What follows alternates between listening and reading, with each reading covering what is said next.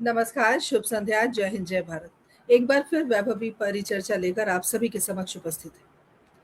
आज हम 230 एपिसोड के साथ आपके समक्ष हैं और 230 एपिसोड के साथ हमारी जिम्मेदारी उसी प्रकार बढ़ गई।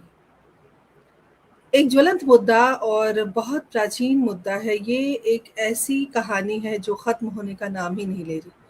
पीढ़ी दर पीढ़ी बढ़ती जा रही है। जो बुजुर्ग थे वो ईश्वर के पास चले गए हैं, जो बच्चे थे वो बड़े हो गए हैं। मतलब समय निरंतरता के साथ बढ़ता जा रहा है, लेकिन जो मुद्दा है वो मुद्दा वहीं का वहीं है। और वो मुद्दा कौन सा है, वो विषय कौन सा है? दहेज की आग कब तक। हमें लगा कि हमने बहुत सारे विषयों पर बात की है, लेकिन हमने इस विषय पर बात नहीं की। हालांकि ये बहुत संवेदनशील मुद्दा है, ज्वलंत भी है और बहुत सारे अलग-अलग प्लेटफ़ॉर्म पे इसके बारे में चर्चा भी हो चुकी है। अखबारों में भी आप इसके बारे में जान पाएँगे, सुन चुके होंगे और टीवी वगैरह पर भी। लेकिन जो कहते हैं ना कि ढाक के 3 पात, आज भी हम वहीं पर हैं, जहाँ पहले थे। लेकिन कुछ चीज़ें बदली हैं, कुछ नज़रिए में परिवर्तन ज़रूर आया है और उन्हीं नज़रियों को ध्यान में रखकर वो क्या कुछ हम बेहतर कर सकते हैं समाज के लिए, देश के लिए, और इस परिस्थिति को किस प्रकार हम अ, हावी ना होने दें या इस परिस्थिति से मुकाबला किस प्रकार करें। इन सब तमाम बातों पर आज हम चर्चा करेंगे। जो हमारे वक्ता हैं, उन वक्ताओं का मैं परिचय आपको देना चाहती हूँ और हमेशा की तरह डॉक्टर पुष्पलता तरेजा जी जुड़ गई हैं। बहुत-बहुत अभिनंदन, बहुत स्वागत करती हूँ। हमारे साथ वरिष्ठ समाज सेवी रितु भाटिया जी हमारे साथ जुड़ी हुई हैं और पिछले 28 वर्षों से आपका जो है समाज के प्रति आपका एक दायित्व है और समाज की सेवा आप और आपका परिवार दोनों करते आ रहे हैं। और भारत विकास परिषद से भी आप जुड़ी हुई हैं और आर्य समाज से भी जुड़ी हुई हैं। बहुत सारे कार्य आपके द्वारा किए गए हैं, महिलाओं के प्रति भी संवेदनशीलता आपकी रही है और आज हमें लगा कि आपकी हमें बहुत ज़रूरत है, इसलिए वक्ता के रूप में हमने आपको आमंत्रित किया है। मैं तहे दिल से आपका शुक्रिया अदा करती हूँ, पूरी टीम की ओर से बहुत-बहुत आभार व्यक्त करती हूँ हमसे जुड़ने के लिए। तो चलिए सबसे पहले हम उनका अ, दीदार करा दें आपको। परिचय तो दे ही दिया है। रितु जी बहुत-बहुत स्वागत अभिनंदन करती हूँ, आपका बहुत स्वागत है। नमस्ते। अगले वक्ता के रूप में हमारे साथ विमला शुक्ला जी रीवा से जुड़ी हुई हैं। आप हैं संभाग अध्यक्ष अखिल भारतीय ब्राह्मण समाज महिला मोर्चा और महिलाओं से जब आप जुड़ी हैं तो महिलाओं की जो समस्याएँ हैं उनसे भी आप रूबरू रहती हैं, 1-2 हमेशा रहती हैं और चाहे वो ब्राह्मण समाज हो, कोई भी समाज हो। महिलाओं की स्थिति मुझे लगता है कम या ज़्यादा वैसी ही है, जैसी पहले थी, थोड़ा बेहतर सोच सकते हैं, लेकिन तब हमारे अ, हमारे विचार पर एक ऐसी बात हावी हो जाती है, जब हमें लगता है कि जहाँ पर पढ़े-लिखे लोग नहीं हैं। पहले मैं विमला जी आपका अभिनंदन करती हूँ, पूरी टीम की ओर से बहुत-बहुत स्वागत करती हूँ। मैं ये कह रही थी कि तब जब हमारे समाज में कहते हैं कि अ, बेटियाँ पढ़ जाएँगी या पढ़े-लिखे समाज में इस तरह सब अच्छा रहेगा, जो पढ़े हैं, जो समाज में एक अलग पहचान वाले हैं, उनके घरों में इस तरह की दिक्कतें, परेशानी नहीं होती हैं, बेटियों को बड़ा सम्मान मिलता है, बहुत इज़्ज़त मिलती है और जो वेल सेटल्ड है या जो अपने पैरों पर खड़ी हैं महिलाएँ, उनके साथ कभी इस तरह की दिक्कत नहीं हो सकती। लेकिन अभी जो हमने तृषा का जो केस देखा है और अभी तब हमें लगा कि हमें इस विषय पर ज़रूर चर्चा करनी चाहिए कि ये जो आग है, दहेज की आग, ये आग अभी भी नहीं थमी है, कभी नहीं थमी है, लेकिन कभी तो इसे थमना है। तो मैं विमला जी और रितु जी आपका बहुत-बहुत स्वागत करती हूँ। हमारे साथ एडवोकेट आकांक्षा गौतम जुड़ गई हैं। आकांक्षा जी आपका बहुत-बहुत स्वागत है और मैं चाहती हूँ आप अपना कैमरा ऑन कर लें। बहुत-बहुत स्वागत अभिनंदन करती हूँ और मैं आपसे गुज़ारिश करूँगी कि आप अपना क्या जो मोबाइल है उसको ऑटो रोटेट कर लें, हॉरिज़ॉन्टल शेप में। और तब तक आप 30 हज़ारी में ही नहीं, आप द्वारका कोट में भी हैं।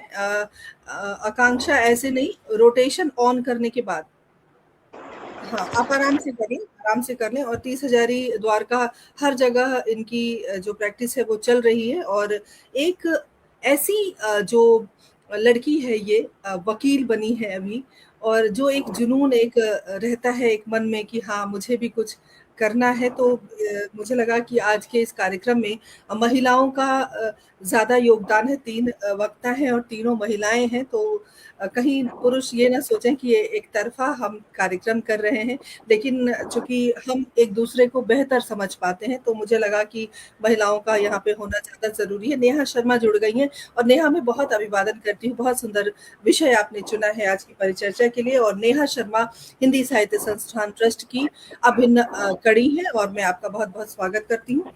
और चलिए, आकांक्षा गौतम हमारे साथ जुड़ गई हैं। आकांक्षा, नहीं हो पा रहा है, कोई बात नहीं, कोई बात नहीं।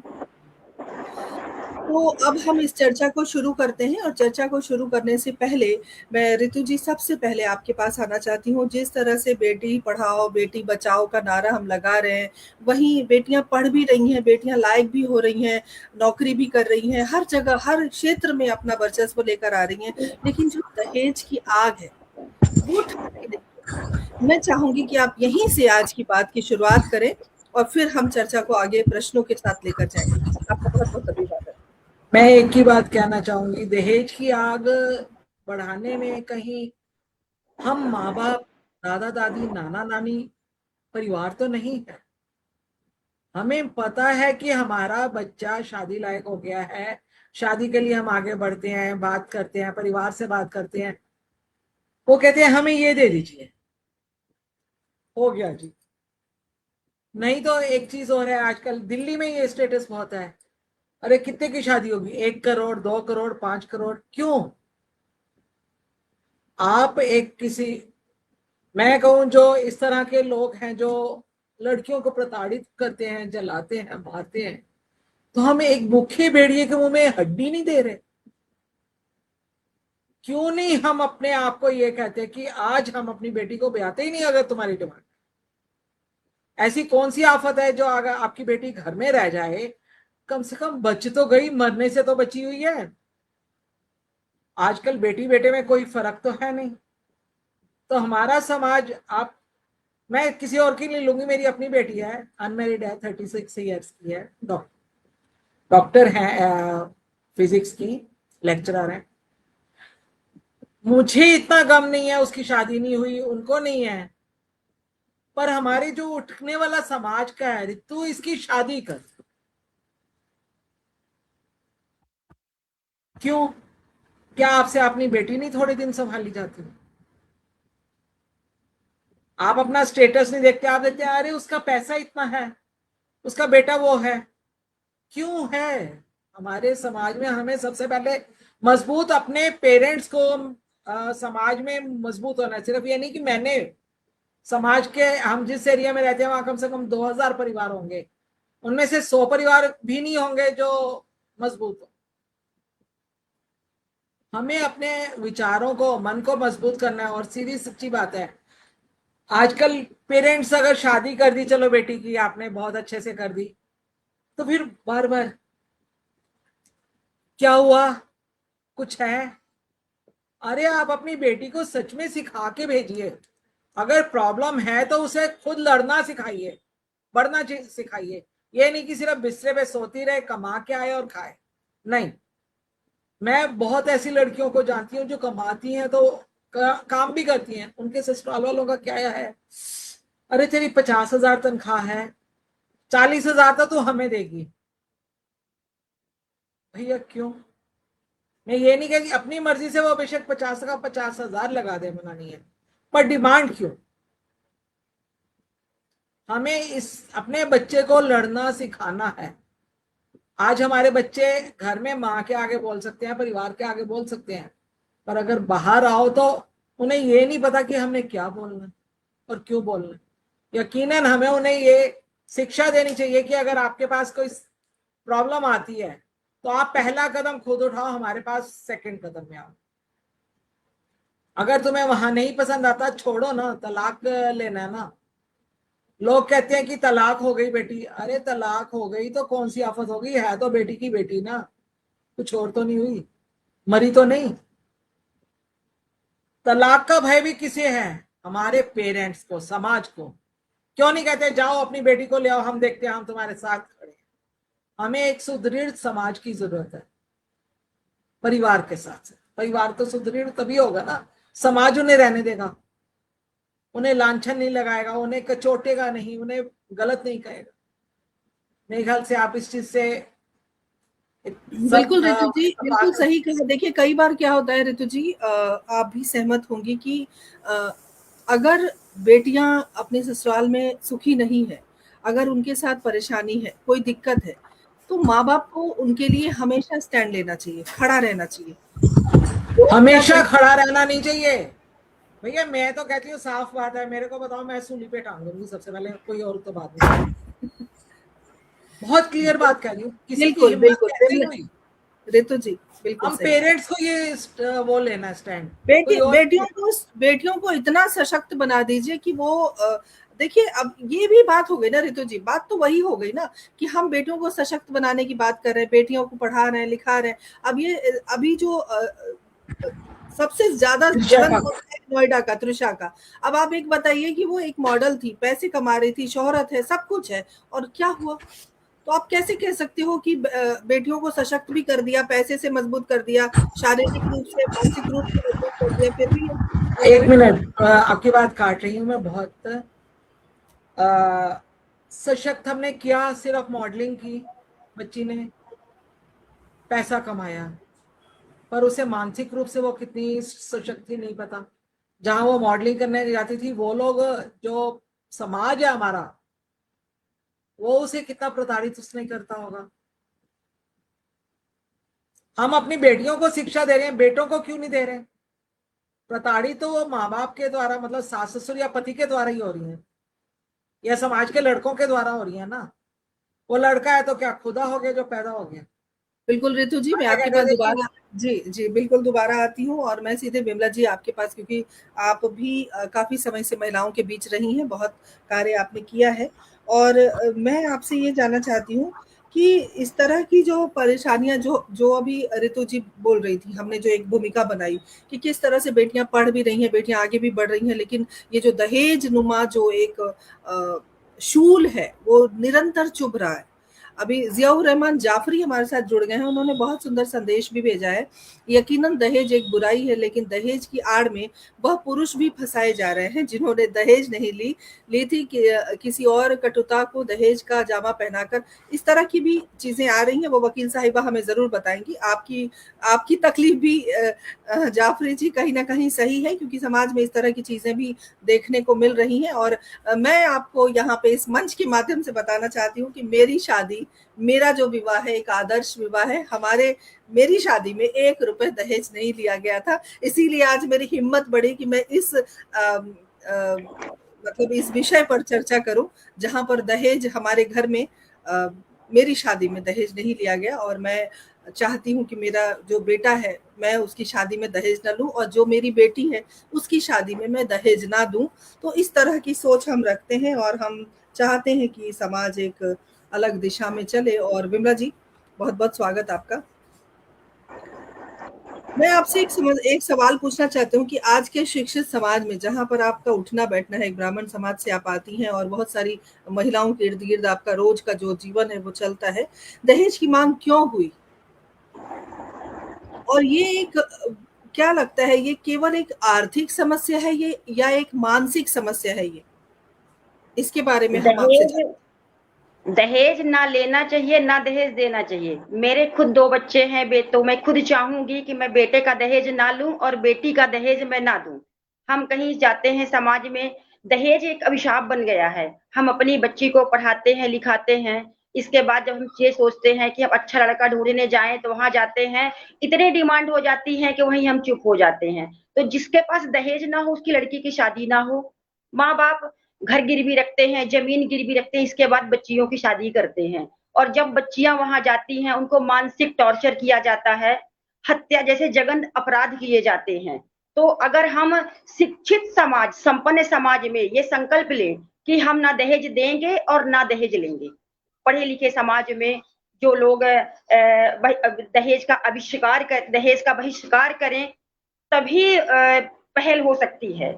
नहीं तो लोगों का दहेज लेना एक शौक हो। बन गया है कि हमको 1 विमला करोड़ जी, मिला है। ये तो आपके हिसाब से ये एक मानसिक समस्या है, आपके जी, दिमाग में ये चीज बैठी हुई है कि बेटे को पढ़ा दिया और अब उसकी बोली लगानी है। एक बहुत जी बिल्कुल ऋतु जी, बिल्कुल। बहुत समय पहले एक पिक्चर आई थी, दूल्हा बिकता है। दूल्हा बिकता है, तो वो चीजें आज भी चरितार्थ है। बिक रहे जी हैं जी दूल्हे, बिल्कुल, वही वही कोई हो 10 रहा, लाख दूल्हा में, कोई बिकता है 15 जी। लाख में, कोई 20 लाख में। जी आपने थोड़ा कम लगा लिया मैडम। ठीक है, आजकल थोड़ा और आगे बढ़ा देंगे, दिल्ली 50 में लाख।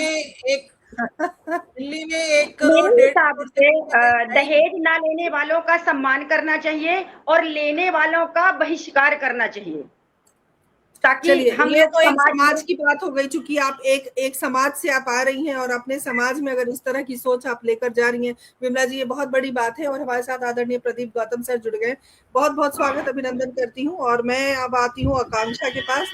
आकांक्षा अभी परीक्षा देकर आई है, बहुत थकी हुई लग रही है। आकांक्षा, आपका बहुत बहुत स्वागत है।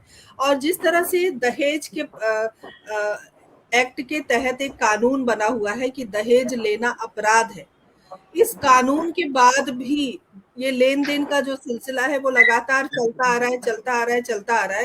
तो इस बारे में एक वकील होने के नाते आप क्या कहेंगी? और आप जब कोर्ट जाती हैं तो किस तरह के केसेस ज़्यादा आते हैं आपके पास? हमारे दर्शकों को आप ज़रूर बताएँ। स्वागत है आपका, आकांक्षा। सबसे पहले तो मैं आप सबको नमस्कार करती हूँ और मैं विवा मैम को थैंक यू बोलती हूँ कि उन्होंने मुझे मौका दिया कि मैं अपने थॉट शेयर कर पाऊँ। तो दहेज देखा जाए तो कोई रस्म नहीं है, ये बस एक सामाजिक बुराई है जो कि कई सालों से चलती आ रही है। इस बीमारी, ये एक इस तरीके की बीमारी है जिससे बहुत सी लड़कियों के सपने, उनकी खुशियाँ और कई बार तो उनकी जिंदगियां भी बर्बाद हो जाती है।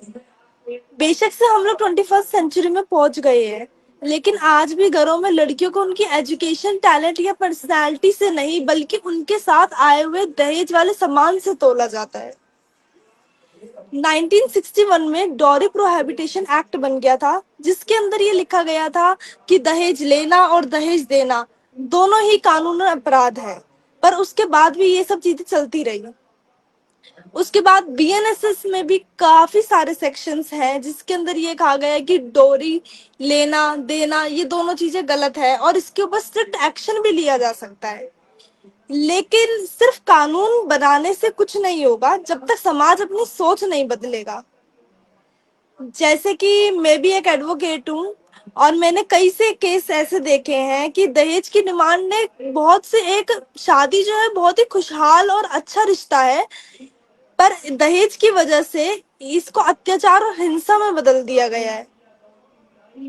लेकिन सिर्फ कानून बनाने से कुछ नहीं होगा, जब तक हमारी सोच नहीं बदलेगी तब तक ये समस्या खत्म नहीं होगी। बल्कि हमें तो अपने बेटों को सिखाना चाहिए कि पत्नी कोई वस्तु नहीं है कि जिसे हम पैसों से खरीद रहे हैं, और बेटियों को इतना सक्षम बनाना चाहिए, बेटियों को इंडिपेंडेंट बनाना चाहिए कि जैसे ही कोई भी रिश्ते वाले उनसे दहेज की मांग करे तो वो तुरंत मना कर सके इस चीज को। तो ये जो है, हम पूरी सोसाइटी को मिलकर एक संकल्प लेना होगा कि ना हम दहेज लेंगे, ना हम दहेज देंगे और ना ही दहेज को बढ़ावा देंगे। तब जाके एक अच्छे समाज की शुरुआत होगी। तो आकांक्षा, जिस तरह से आप बता रही हैं कि एक्ट के तहत डाउरी एक्ट भी है, बहुत सारे कानून बने हैं, लेकिन वही बात है कि कानून बनने से कुछ नहीं होगा जब समाज नहीं बदलेगा, समाज की जो सोच है, उसकी जो धारणा है, उसमें तब्दीली नहीं आएगी, तब तक कुछ नहीं हो पाएगा। लेकिन अगर दहेज प्रताड़ना के मामलों की बात करूं, तो सबसे बड़ी कानूनी चुनौती क्या है इसमें? इसमें कानून चुनौती ये है कि अगर आप, जैसे क्या होता है ना कि पति हो गया या फिर सास ससुर हो गए, इन लॉज हो गए, वो लड़कियों को मारते हैं दहेज के लिए। पहले वो बोलते हैं, मेंटल हरास करते हैं उन्हें, उसके बाद मारते हैं। तो मतलब इसका तो सबसे पहले यही है, बेसिक पे जो चीज है कि आप पुलिस को कॉल करिए। और ये ऐसा मामला है जिसमें कि आप का जो हस्बैंड है या इन लॉज है वो तुरंत अरेस्ट हो सकते हैं और तुरंत केस फाइल हो सकता है इस चीज का।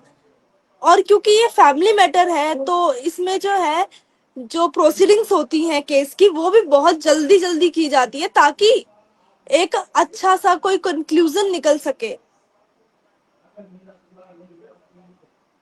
ठीक है, ठीक है आकांक्षा, मैं आपके पास दोबारा आती हूँ। हमारे साथ प्रदीप जी लगातार बने हुए हैं, उन्होंने लिखा है, सही कहा आपने।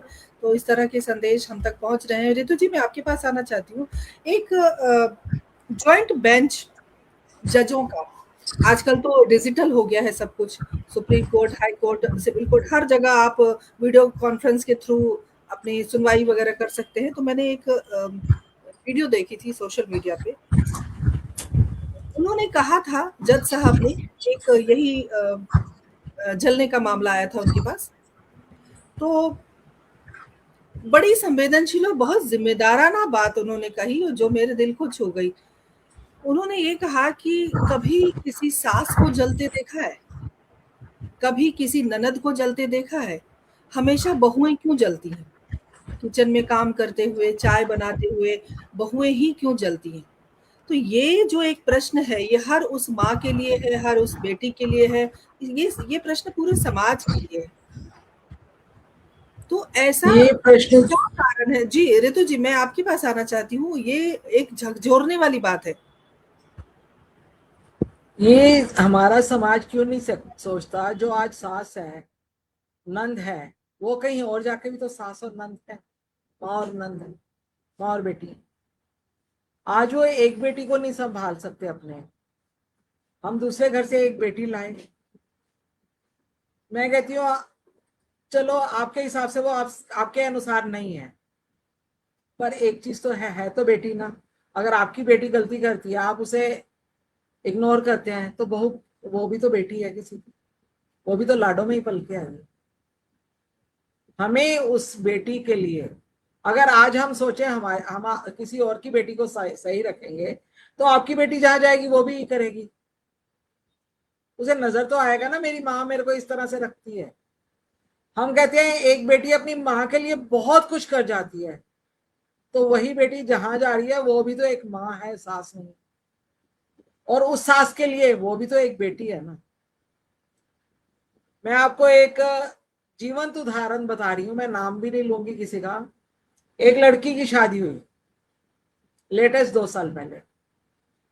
उस शादी के बाद जब वो गई, उसके फादर इन लॉ उसे कहते हैं बेटा तू मेरे गले लग जा। वो गई, जैसे आम बच्चे अपने पापा के गले लगते हैं, वो लगी। उसे लगा कि ये तो वाइफ बहुत गलत आ रही है। दूसरे दिन तबीयत खराब हुई फादर इन लॉ की। सास कहती है तू जाके ससुर के गले लगो, ठीक हो जाए। हस्बैंड कह रहा है तू जाके गले लगो, ठीक हो जाएंगे। अब बताओ, वही एक सास है, वही एक हस्बैंड है जो अपनी बीवी को अपने पाप को परोसे। वाई? उन लोगों ने लड़की ने फोन किया कि मुझे ले जाओ, आके वो गए, ले आए। उसने आके अपनी माँ बाप को रोते हुए बात बताई। उन्होंने, जिसने रिश्ता करवाया था, उसने आके भी उस लड़की को गलत बताया। मैं कहती हूँ आप छोटी बेटी को, बच्चों को हम खुद ही सिखाते हैं ना, गुड टच और बैड टच। बिल्कुल, आज तो तो वो इस हैरानी हो तरह रही के भी है। किस्से हैं। मैं कह रही हूँ जो इस तरह से किस्से हैं, पेरेंट्स भी दबा देते हैं कि नहीं हमारी बेटी को बदनामी हो। उन्होंने कहा जी हमारी बेटी को गांव में नहीं रहना था, उन्होंने अपने सिर पे लिया, हमने तलाक करा दिया। बात, मैं बिल्कुल, कहती हूँ इसलिए वो बीवी कैसी बीवी है जो अपने बेटी को नहीं संभाल पाई। वो हस्बैंड कैसा है जो अपनी बीवी को नहीं संभाल पाया। अगर वो नहीं मानती तो आज वो भी जल के वापस आ चुकी होती, या किसी तरह से आ चुकी। हमें अपने समाज से ये बुराइयां दूर करने के लिए सच में अपने परिवार को शिक्षित करना पड़ेगा। अपने, हम कहते हैं कि हमारा पति बहुत अच्छा है, ईमानदारी से अच्छा, पर और किसी के लिए वो कैसा है कोई नहीं जानता। बिल्कुल सही कह रही हैं, बिल्कुल सही कह रही हैं। कई बार ऐसा होता है, दूर से लोग देखते हैं, कहते हैं अरे वाह क्या जोड़ी है, बहुत अच्छी जोड़ी है, बहुत सुखी है, संपन्न है। लेकिन जब आप सामने से देखोगे, अंदर की बात जानने की कोशिश करोगे, तब पता चलेगा कि क्या स्थिति है। और डॉक्टर तनेजा लिखती हैं कि शादी के बाद भी मांग रहती है, बिल्कुल मांग रहती है। और हर देखिए, हर तबके की अलग मांग होती है, जो मैं समझ पाई हूँ। बड़े लोग हैं, बड़े स्टेटस वाले हैं, उनकी मांग उस तरह से होती है। जो छोटे लोग हैं, जो गांव में रहते हैं या छोटे से शहर में रहते हैं, उनकी जो मांग है वो अलग तरीके की होती है। विमला जी, मैं आपके पास आना चाहती हूँ और मैं आपसे ये जानना चाहती हूँ कि आप जो भी काम करती है महिला मोर्चा की, आप अध्यक्ष हैं और बाकी चीज़ों से आप जुड़ी हुई हैं, तो कभी कोई ऐसी दर्दनाक घटना आपके सामने आई हो जो दहेज को लेकर हो? कभी ऐसा देखने को मिला आपको? जैसे कि रितु जी ने अपना अनुभव साझा किया और बहुत बहुत भयावह, जो आपने अभी कहा है वो मामूली बात नहीं है, ये बहुत बड़ी बात है। तो मैं विमला जी आपसे जानना चाहती हूँ कि आपके कार्यक्षेत्र में कभी कोई इस तरह की घटना घटी है आपके नज़र में? जी, कई बार मैं नाम लेना ज़रूरी नहीं समझूँगी। कई बार ऐसा हुआ है कि ससुराल में लड़की एक बार गई है तो बहुत अच्छे से लिया गया है, जब दूसरी बार गई है, तो पति बहुत टॉर्चर करता था, सास-ससुर करते थे। इसके बाद जब लड़की का कॉल आता था घर में, तो माँ-बाप पहले सोचे कि ऐसे ही है, फिर माँ-बाप गए और जब लड़की को लेके आए, तो लड़की को ऐसे मारा-पीटा गया था कि दोबारा माँ-बाप की हिम्मत नहीं हुई कि हम लड़की को अपने घर में रख लेंगे, लेकिन हम दोबारा ससुराल में नहीं भेजेंगे। और भी कई घटनाएँ हैं, बहुत सी घटनाएँ ऐसी हम लोगों के सामने आई हैं। तो फिर अगर इस तरह की घटनाएँ आपने देखी हैं तो आपने क्या कदम उठाया उस बेटी के लिए? क्या कभी इस तरह से कोई किसी ने आपकी मदद माँगी या प्रशासन किस तरह से काम कर रहा है? कोई ऐसा अनुभव आपके पास? क्या क्या होता है सबसे बड़ी प्रॉब्लम हमारे समाज में समाज के डर से लोग सोचते हैं कि हम सबसे बता देंगे, सबको जानकारी देंगे तो समाज क्या कहेगा? सबसे बड़ी प्रॉब्लम ये आ जाती है कि समाज क्या कहेगा? वहीं पे सारी बातें रुक जाती हैं कि समाज क्या कहेगा? बिल्कुल रितु जी वो 4 लोग क्या कहेंगे?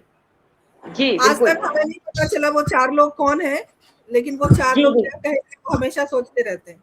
जी। जी, जी, हमें बिल्कुल, अपने बिल्कुल। सब पढ़े लिखे अशिक्षित समाज को शिक्षित करना, बहुत क्लियर बात है। पढ़ा लिखा शिक्षित समाज है जो वाक्य में कुरीतियों में अशिक्षित है, उनको शिक्षा का एक ड्राइव चलानी पड़ेगी इसके लिए। हम और चलाते हैं, कभी बच्चों के लिए चलाते हैं, उनके लिए चलाते हैं, तो क्यों नहीं बड़ों के लिए भी चलाई जाए। हमारी पिक्चरें बनती हैं, बहुत अच्छी अच्छी बनती हैं दहेज पे, पूरा वो दिखा देते हैं कि इतना हुआ, और जब कोई जो अच्छाई होती है ना उसे वो फ्यू सेकंड्स में खत्म हो जाती है।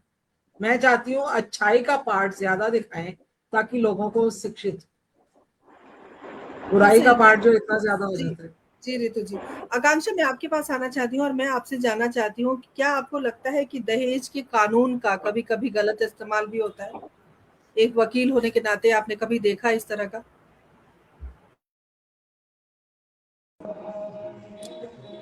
बहुत से लोग जो है वो कानून का गलत इस्तेमाल करते हैं, जैसे कि पुलिस वाले ही सबसे पहले लड़की को दबाने की कोशिश करते हैं कि इससे आपका घर बर्बाद होएगा, आपके बच्चे जो हैं उन पे इफेक्ट पड़ेगा इन चीजों का। तो मतलब बहुत सारी, और समाज सबसे पहले तो समाज ही इन चीजों को दबा देता है कि मत करो, केस मत करो, ये मत करो, वो मत करो। और देखा जाए तो कभी कभार लड़की के खुद के घर वाले भी बोलते हैं कि चलो कोई बात नहीं, गाड़ी मांग रहे, गाड़ी दे देते, कोई बात नहीं। और शुरू में तो मतलब जब लड़की वाले जब दहेज देते हैं तो ये कह के ही देते हैं कि चलो हमारी बेटी यूज कर लेगी, जबकि उन्हें पता है कि ये है दहेज ही, उनसे बस गिफ्ट का नाम दे दिया जाता है, बल्कि वो सब चीजें है दहेज का ही। आकांक्षा मेरा प्रश्न ये है कि आपको क्या लगता है दहेज जो डाउरी एक्ट है उसके तहत क्या कुछ गलत चीजें, क्योंकि अभी देखिए जियाउर रहमान जाफरी ने लिखा कि किस तरह से मतलब कई बार तो बहुत चीजें गलत भी हो रही हैं लड़कियों के साथ, बेटियों के साथ कई बार चीजें उलट हो जाती हैं। वैसी परिस्थिति में आपको क्या लगता है कि कभी कानून का दुरुपयोग हुआ है आपकी नजर में? कानून कभी कभार जजेस जो है वो बहुत ज्यादा बायस्ड होते हैं ये लेकर कि मतलब ज्यादा तो नहीं होता है वैसे तो देखा जाए, ये जितने भी जो डॉरी एक्ट के केस होते हैं महिला कोर्ट में ही जाते हैं, तो ज्यादातर जो जजेस है वो महिला को लेकर ही बाइस्ड होती है, जबकि इसका जो है दुरुपयोग लड़कियां ज्यादा करती है कि ताकि वो घर के काम से बच सके या फिर वो रिस्पॉन्सिबिलिटीज नहीं लेना चाहती, इसलिए वो केस डाल देती है। झूठे केस भी बहुत ज्यादा फाइल होते हैं कि लड़के वाले कुछ नहीं मांगते हैं, मतलब आराम ये से बस। यही यही मेरा सवाल, आकांक्षा मेरा सवाल आपसे यही था। जी बताएं, बोलिए। हाँ, तो क्या होता है ना कि लड़कियां झूठा केस डाल देती है अपने सास ससुर पे, ताकि या तो उनसे अलग हो जाए या फिर उन्हें मेंटेनेंस का पैसा मिल जाए, एलिमनी मिल जाए। इन सब चीजों के लिए भी केस डाल देती है लड़कियां, बल्कि झूठे केस डाल देती है। अगर लेकिन आकांक्षा, अभी तो एक कानून पास हुआ है कि एलिमनी, अगर आप डिवोर्स मांगोगे तो आपको एलिमनी नहीं मिलेगी। आप अगर सक्षम है, पढ़ी लिखी है, तो आपको एलिमनी नहीं मिलेगी। तो इस तरह का हाँ प्रावधान भी तो है। हाँ जी, ये जो अभी जो जजमेंट पास हुई है, उस जजमेंट के अंदर ये कहा गया है कि अगर आप सक्षम है, आप कमा सकती है, तो आपको एलिमनी नहीं मिलेगी, आप अपने लिए खुद कमाइए। पर उसके बाद भी लड़कियां जो है वो जान करके जॉब नहीं करती है, बल्कि वो जॉब कर सकती है, वो जॉब करती नहीं है कि जी हम कमा नहीं सकते, हमारी इनकम जीरो है, तो हमने घर पर ही मतलब मैं अपना गुजारा कैसे करूंगी। और जो दूसरी चीज इसके अंदर ये आ जाती है, जो कोर्ट देखता है कि अगर पति ज्यादा कमाता है, पति की सैलरी 1 लाख है और लड़की की सैलरी 20,000 है, और पति अगर गाड़ी लेके जा रहा है, ड्राइवर लेके जा रहा है, तो कोर्ट इस चीज पे भी मेंटेनेंस देती है, लड़कियों को एलिमनी प्रोवाइड करती है। इसे कहते हैं स्टैंडर्ड ऑफ लिविंग, कि अगर आपका पति गाड़ी लेकर जा रहा है तो वो भी आपको इतने पैसे देगा कि आप भी गाड़ी लेकर जा सके। ये सब चीजें भी होती है। ठीक है, ठीक है, थैंक यू, आपका बहुत बहुत धन्यवाद। और ऋतु जी, मैं आपके पास आना चाहती हूँ। ऋतु जी, 28 वर्षों का आपका अनुभव है, पूरे परिवार के, मतलब सारे लोग आपके समाज सेवा के प्रति समर्पित हैं। और अगर 28 वर्ष से ऊपर, जब आप यंग थे या जब आप की शादी नहीं हुई थी, अनमैरिड थी। हाँ, तो जब अविवाहित थी तब से आपका ये जो सिलसिला है समाज सेवा का वो चलता आ रहा है। तो काफी 28 साल तो हम ऐसे मोटा मोटी कह रहे हैं, काफी सालों का आपका जो अनुभव है। तो युवाओं को अगर प्रेरणा देने की बात हो, क्योंकि देखिए जब तक समाज नहीं बदलेगा, समाज की सोच नहीं बदलेगी, और जब तक लड़का लड़की खुद इस चीज के लिए नहीं तैयार होंगे, तो क्योंकि डंडा उठा के चलने के लिए तो एक आदमी चाहिए ना, कोई तो चाहिए जो आपके परिवार में भी कोई आगे बढ़े, और आप उसके पीछे पीछे फिर चलने की एक मुहिम होती है, एक स्टार्टअप होता है। तो मैं आपसे जानना मैं चाहती आपको हूँ। दो छोटे से किसी दो बताऊंगी, किससे छोटे छोटे। जी, जी, मैं 12th क्लास पास की थी और जा रही थी कहीं से, और दो हस्बैंड वाइफ सड़क पर लड़ रहे थे बहुत बुरी तरह ऑन दहेज। वो मार भी रहा था, बीवी खा भी रही थी, वो भी मार रही थी, ये नहीं कहूंगी नहीं मार रही थी। मैं गई, मैंने एक खड़ा किया, उस जेंट्स को 2 थप्पड़ लगाए। उसकी बीवी आई, मेरे को कहती है, अरे हट परे, तू कौन है जो मेरे आदमी को मार रही है। चढ़ गया मुझे गुस्सा, सच कह रही हूँ। मैंने उसे 4 थप्पड़ लगाए। मैंने कहा लड़ना है घर के अंदर, झोपड़ी के अंदर बैठ कर लड़ियो, बाहर नजर आई ना तेरे को यहाँ से बाहर निकलवा। ये वर्ड में कह के, जब मैं 12th थी, अगर आप देखो उस चीज का मेरे दिमाग पे क्या, अगर खुला परिवार से ना होती तो शायद दिमाग पे असर हो। नंबर 2, अब आप जो क्वेश्चन कर रही थी आकांक्षा जी के, उस पे भी आऊंगी छोटे से। मैंने पहले मैं एक महिला प्रगतिशील एसोसिएशन भी चलाती थी, उसमें मैं काउंसलिंग देती थी। मेरे पास 18-20 केस आए थे जब मैं देती थी उन दिनों में, और सिर्फ एक बच्चा डिवोर्स के लिए गया था, और 19 के 19 अपने अपने परिवारों में जाके सेट हो गए। नंबर 2, जिस बात पे मैं आ रही हूँ, आपकी बात पे, एक बहुत फेम लेडी है जानकर, वो और उसके हस्बैंड दोनों बहुत अच्छे, बहुत मिक्स है। पर किसके लिए मिक्स है? अपनी माँ को, सास को मारने कूटने के लिए, फ्रैक्चर्स देने के लिए।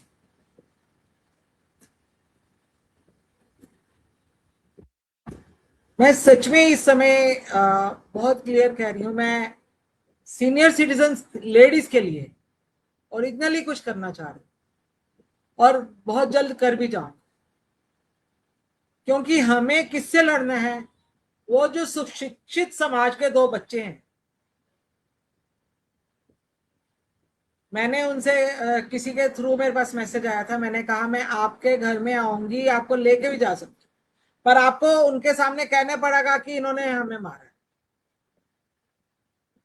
जो गई मैसेज लेके जो मेरे पास आई थी, जो उसने कहा कि अमूमन वो लोग कहती है ना मुकर जाते हैं ऋतु जी, अमूमन लोग उसी मुकर चीज जाते हैं। उसी चीज पे आ रही हूँ। जी। उन्होंने क्या, नहीं नहीं बहन जी मेरा ना पाँव फिसल गया था तो ये फ्रैक्चर हुआ है। उसने कहा माथे की चोट, अरे वो सोफा लग गया था सर, आप क्या कहोगे उसे? क्या हम इन लोगों की मदद करने जा सकते हैं? विमला जी आप भी नहीं जा पाएंगे जब इस तरह से मुकर। आकांक्षा जी मैं गलत कह रही हूँ क्या? आपके पास भी आते होंगे इस तरह से, आपके तो पास भी ऋतु विमला जी, जी आपने देखा? युवाओं को कैसे प्रेरित करेंगी, कैसे जागरूक करेंगी आपकी दहेज के प्रति, जो एक कैंपेन अगर चलाने की बात हो, कैसे करेंगी?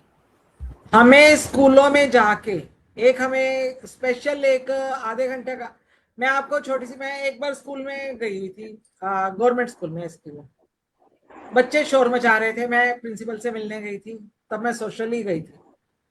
मैं प्रिंसिपल के पास जाती, मैं उस क्लास में ही चली गई। मैंने कहा क्या आप सारे बच्चे फेल होना चाहते हो,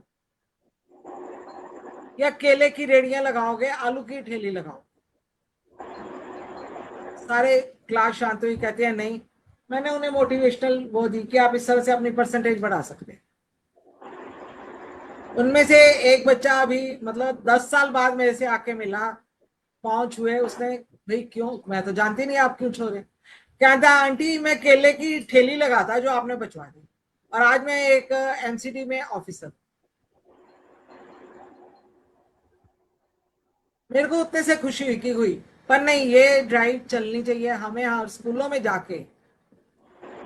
ये एक 10 पॉइंट्स या 20 पॉइंट्स का बच्चों के साथ इंटरेक्टिव प्रोग्राम बनाना पड़ेगा, तब वो बदला जाए। और उसके साथ साथ उनके पेरेंट्स को बुला के उनसे भी इंटरेक्शन करनी पड़ेगी, समाज तब सुधरे। तब सुधरेगा। संगीता चौहान हमारे से जुड़ी हैं। संगीता जी बहुत बहुत स्वागत, अभिनंदन करती हूँ। विमला जी मैं आपके पास आना चाहती हूँ और मैं आपसे ये जानना चाहती हूँ, क्या आर्थिक रूप से अगर बेटियां सशक्त होंगी तो क्या दहेज प्रथा को रोका जा सकता है? क्या कहेंगी आप? शिक्षित समाज में अगर उच्च पद के लोग जो हैं तो दहेज का बहिष्कार करें, तभी पहल हो सकती है। मतलब अगर बेटियां बेटियां लायक भी हो गई हैं, आर्थिक रूप से सशक्त भी हो गई हैं, तब भी दहेज नहीं रुकने वाला? तब भी दहेज रुकने वाला नहीं है।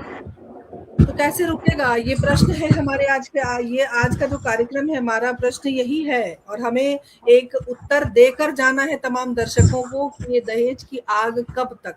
जी ऋतु जी क्या कहेंगे? सबसे ज्यादा दहेज को कहाँ पे दिया जाता है? मैं इंडिया में एक क्वेश्चन आप सबसे पूछ सकती हूँ छोटा सा।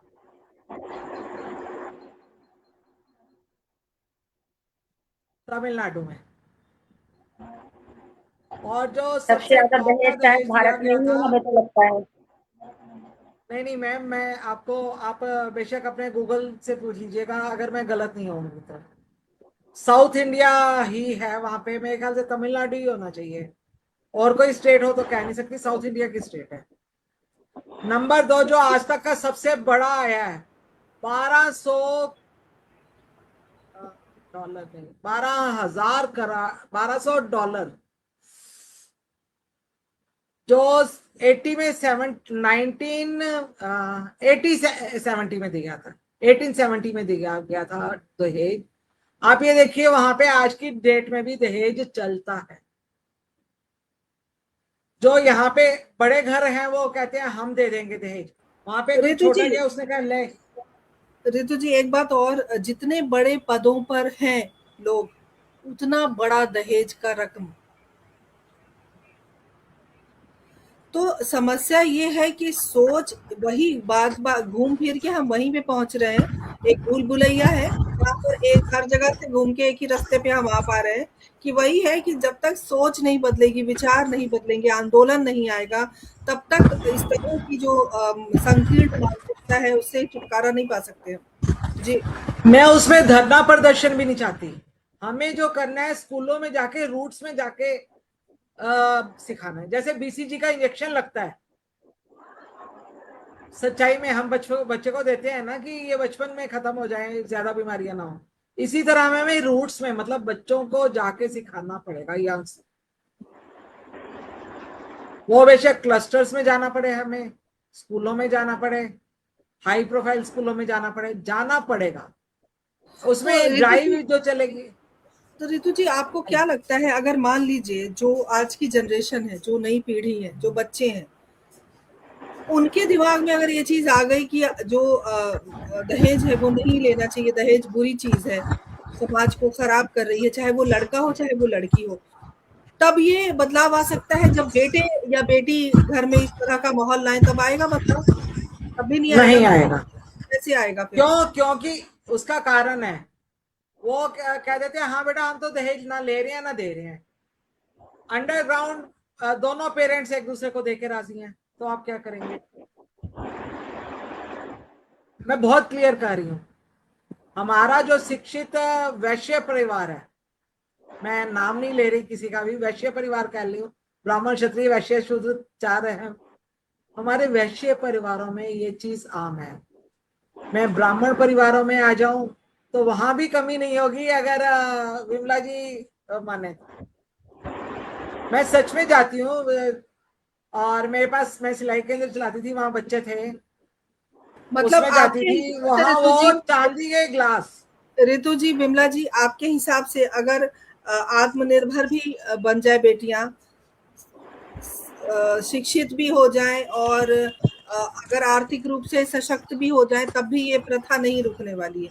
आप दोनों चल रही है। नहीं, उनके पेरेंट्स को, हम बच्चों को शिक्षित करें, साथ साथ पेरेंट्स को भी।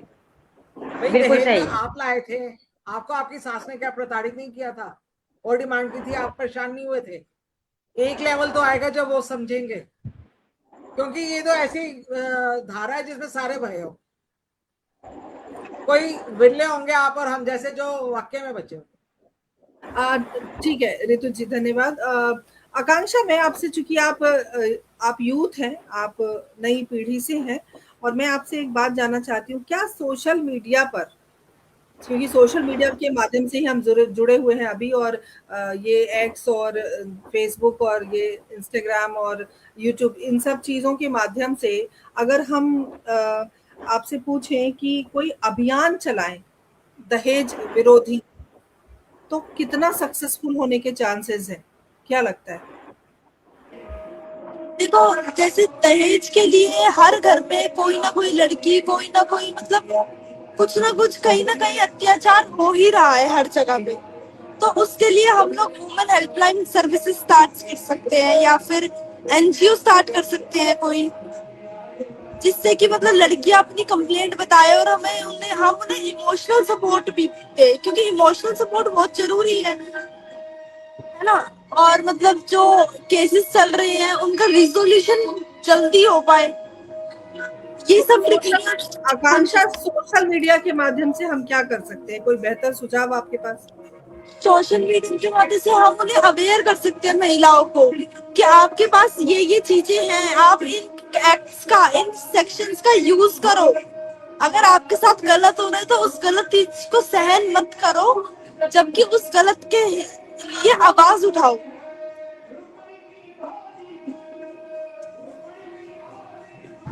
उसमें कई पेरेंट्स का एक बात कहना है आकांक्षा जी, हर कण में गलती नजर आती है, तो हम किस कण को क्या बच्चे घर भी ढक लें, उसका जवाब हमें देना पड़ेगा।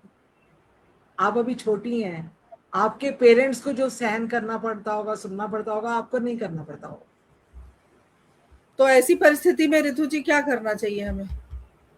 वही, सबसे पहले बच्चों को भी शिक्षित करो, पैरेलल में पेरेंट्स को शिक्षित जरूर करना चाहिए। संभव नहीं है, बच्चों बहुत के मन मुश्किल से, है। लड़कियों के मन से डर का, जो डर हम डालते हैं पेरेंट्स, तो ये नहीं करेगी सास तेरे को पूछ लेगी, अच्छा ऋतु तो जी, ये नहीं एक करेगी चीज वो और, कर लेगी। विमला जी और ऋतु जी, मैं एक बात और आप लोगों से जानना चाहती हूँ कि कई बार होता है कि हमको पता है, हर लड़की को पता है कि उसके साथ गलत हो रहा है, तो वो आवाज क्यों नहीं उठा पा रही? ऐसा क्या कारण है जो वो चुप रहती है और सब सहती है और बात कर जाती है? माँ बाप समाज की के इज्जत, डर का, समाज का डर, समाज सिर्फ का डर। समाज का डर। हमारे माँ बाप को सुनना पड़ेगा, इसलिए वो चुप हो जाती हैं। मैं कहती हूँ बिल्कुल खड़े होके पेरेंट्स क्यों नहीं साथ चलते? भैया कल को मेरे ख्याल से किसी ने अभी पीछे उसमें भी आया है कि भैया मर के लड़की घर आए, उससे अच्छा तलाक होके भी आ जाए तो कोई हर्ज नहीं, आप बेटी को। और ये आज की नहीं, बहुत पुरानी डिमांड है। स्वामी दयानंद ने भी यह कहा था कि नहीं, आपको लड़ने के लिए नारी को उठ के आगे आना पड़ेगा।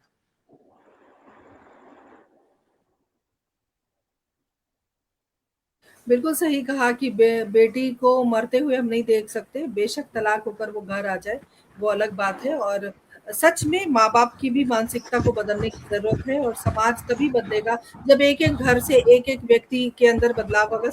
हमसे और आपसे समाज। और इस तरह की जो प्रताड़ना होती है, अगर किसी और घर में आप उस चीज़ को देख रहे हैं, तो वहाँ भी आप विरोध करें। आप देखें मत, सुने। अच्छा, एक चीज़ और मैं देख रही हूँ कि जैसे आपने कहा कि दोनों मार-पिटाई कर रहे थे हस्बैंड वाइफ, और आप उनको रोकने गईं, तो वो आपके ऊपर।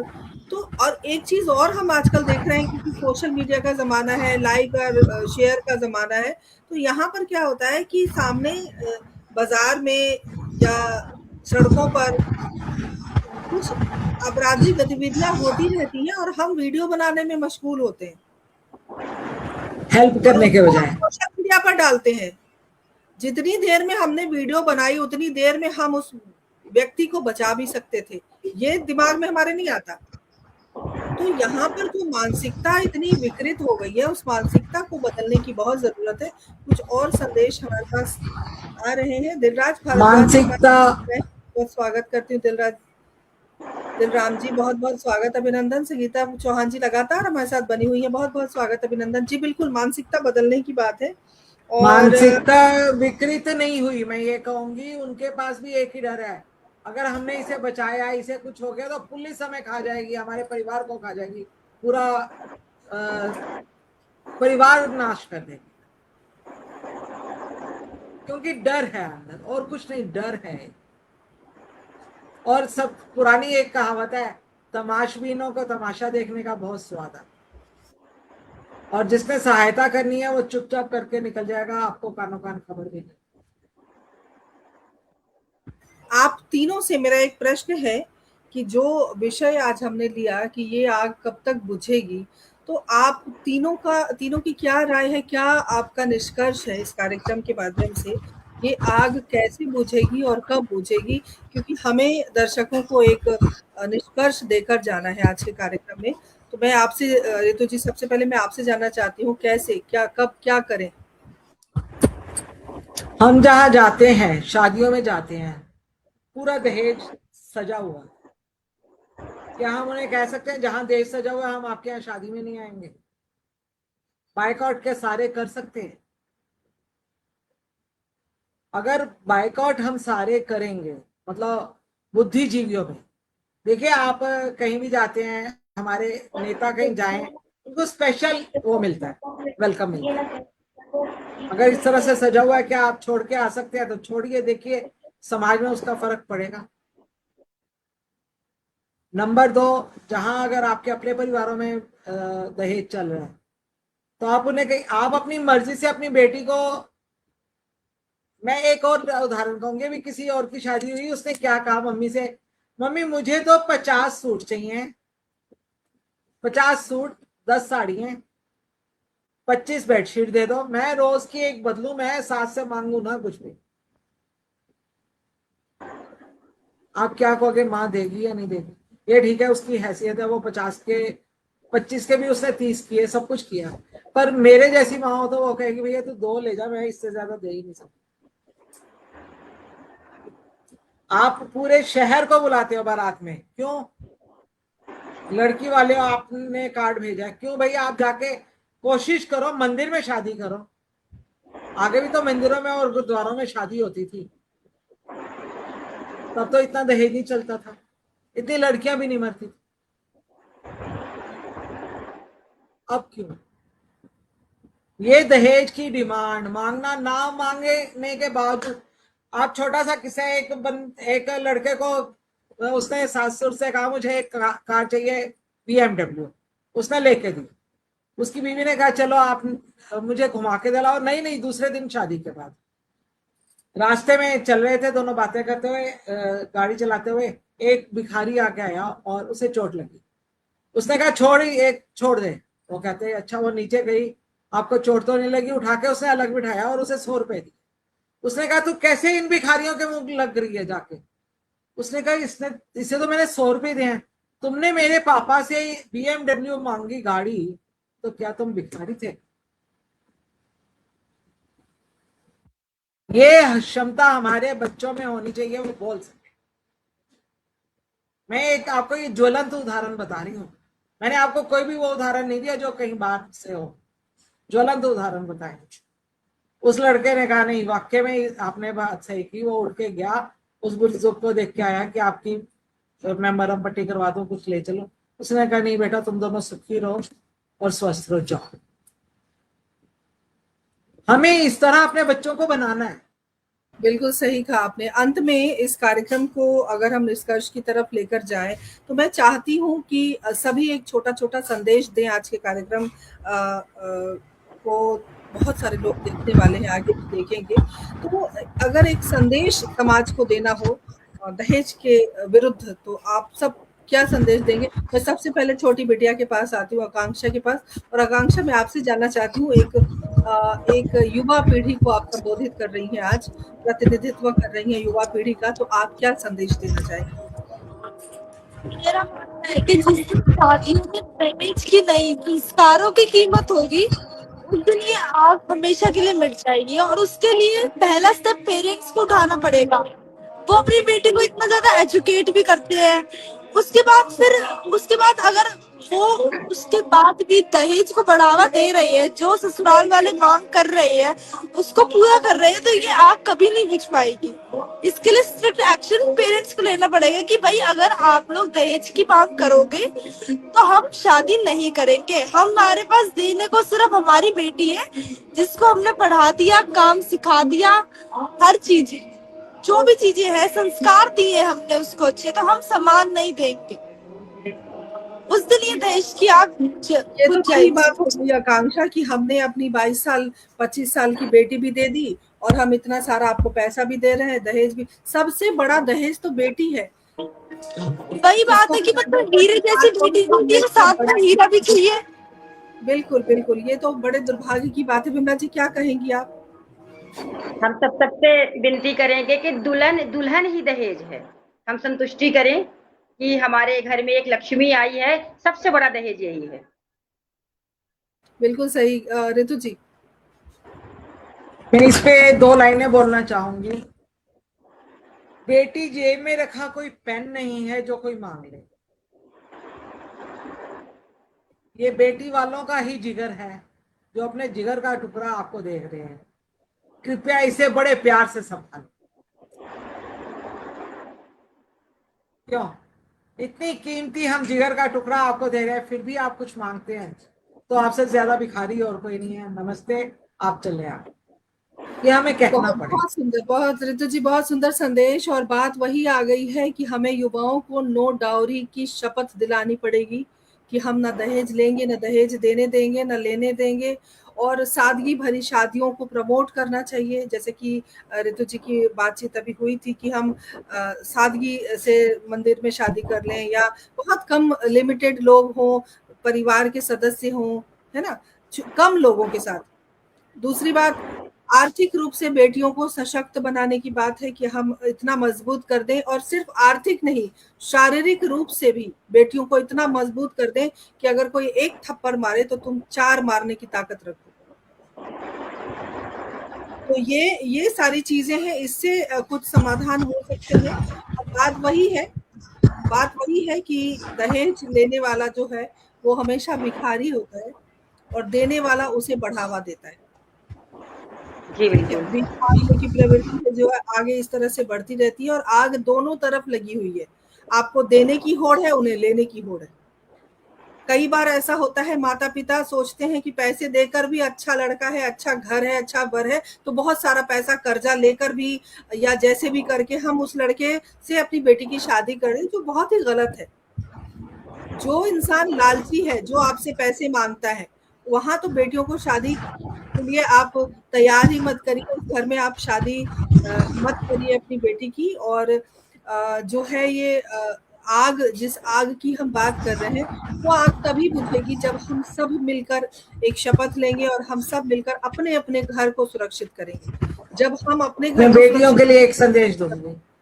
जी बेटियों के लिए एक संदेश बोलना चाहूंगी। जी, जरूर जरूर। बेटियों के लिए, ना करना शादी तुम वहां जहां बाप ने कर्ज लिया, ना करना शादी तुम वहां जहां बाप ने कर्ज लिया। इससे अच्छा तो तेरी सारी उम्र तेरे को पाल ले ब्याह बेटी, तब भी उतना ब्याज ना आए। बिल्कुल सही कहा आपने ऋतु जी। ऋतु भाटिया जी, विमला शुक्ला जी और एडवोकेट आकांक्षा, आप तीनों का बहुत बहुत धन्यवाद। हमने एक ज्वलंत मुद्दे पर बातचीत की और वही छोटी छोटी बातें आई सामने, और किस तरह समाज सुदृढ़ होगा जब समाज की सोच बदलेगी तो ये दहेज प्रथा है इसका भी अंत होगा। हो सकता है 10 साल बाद, 20 साल बाद, 30 साल बाद हम रहे ना रहे, लेकिन ये कारवां चलता रहना चाहिए, हम रहे न रहे। ये जो दहेज का जो दंश है वो दंश कम हो, दहेज की जो आग है वो आग ठंडी होनी चाहिए। आग जो सुलग रही है, आग जो धधक रही है, उस आग को बुझाने का समय है और नई पीढ़ी इसमें कुछ बेहतर कर सकती है। इसी कामना के साथ आप तीनों का बहुत बहुत धन्यवाद। तमाम सुधी श्रोता दर्शकों का भी अभिवादन करती हूँ हमसे जुड़ने के लिए। अगली बार फिर नए विषय के साथ आऊंगी, तब तक के लिए आज्ञा दीजिए। नमस्कार, जय हिंद, जय भारत, शुभ रात्रि। सेम है।